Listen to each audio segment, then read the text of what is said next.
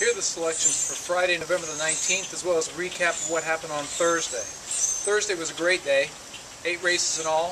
Of my selections, I won on 5 of them. But even better, of the 4 that I had invested in, I had 3 winners. My first investment was in the second race with Limbo Dancer. Limbo Dancer scraping paint down along the inside, and 3 Ways Home is in with a chance as she's now out in the center of the track with her stretch run. Any one of 4 can win it. Limbo Dancer fighting back down along the inside. Anchors Away, My Dear. No More Yogis. These 3 right across the track. Anchors Away, My Dear. Limbo Dancer to fight it out. Limbo Dancer. Anchors Away, My Dear. Limbo Dancer. Eddie ride today. In the third race, I had said I really liked Mr. Rico if the race stayed on the turf, and as you can tell from the weather, it was a nice day.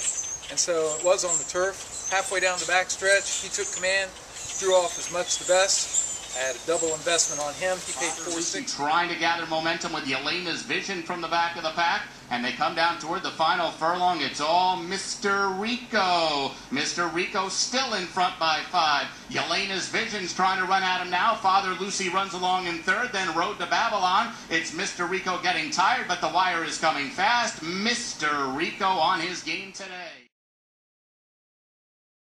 Won the next race with Conway Candy in the 4th, and then Hannah's Princess was my next bet in the 6th race, and Hannah's Princess again stalked the pace on the turf, drew off much. Here comes the field. Hannah's Princess on the attack. Go Pink. Rare Bit has got a full head of steam and is rolling in from the back of the pack. Miss Muffin also in with a shot, but it's Hannah's Princess who got first run, and she kicks away. Hannah's Princess and Luca Panici clear of 16th out. Miss Muffin now in the clear in the second spot. It's Hannah's Princess from Miss Muffin. Hannah's Princess won it by... Ironically, I had thought that it would be an upset pick. Instead, Hannah's Princess went off as the favorite at 9-5.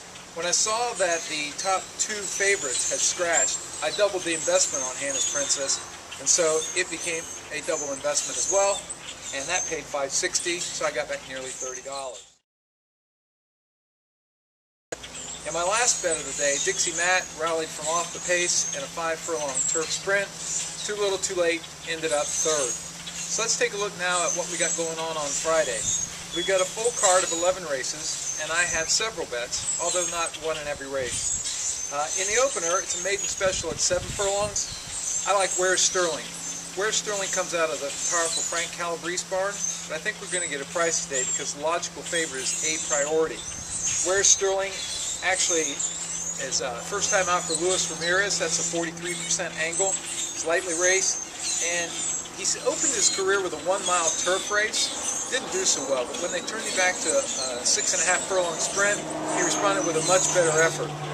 Today he goes to go-to rider Daniel Centeno, who's riding for Calabrese down here, and I think he's got a solid shot. That's Where's Sterling in the opener. I'll pass the 2nd and 3rd. In the 4th race, I've got another Calabrese runner, Jaluki. I've seen Jaluki run at Arlington.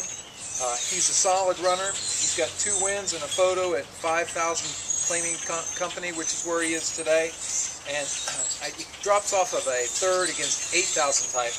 I think he looks really strong as he moves to another Calabrese trainer down here, and the rest of the field is a bunch of in-and-out horses that they just don't win with any consistency.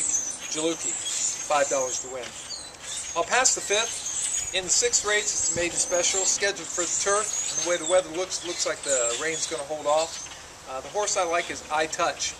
High Touch looks to be one of the first of a long line of winter horses running for powerful trainer Todd Fletcher. He comes in here. He's never been on the turf before, but he's got reasonable breeding for the turf. He's got Ibar Co-op, who rides well for Fletcher and is a solid turf rider.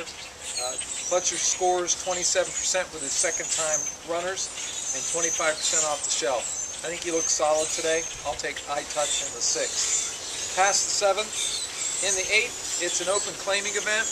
No consistency to the field here, and the top 3 contenders, at least from the way I see it, are all runners that come off wins in Condition Company.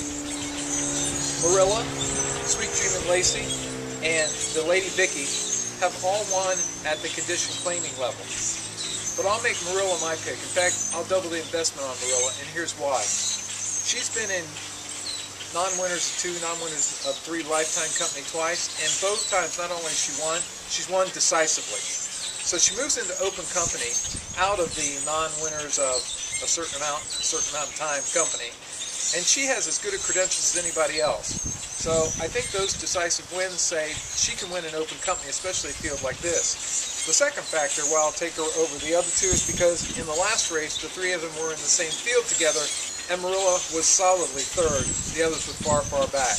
So in the 8th race, it's Marilla for me, double the investment. I'll pass on the 9th.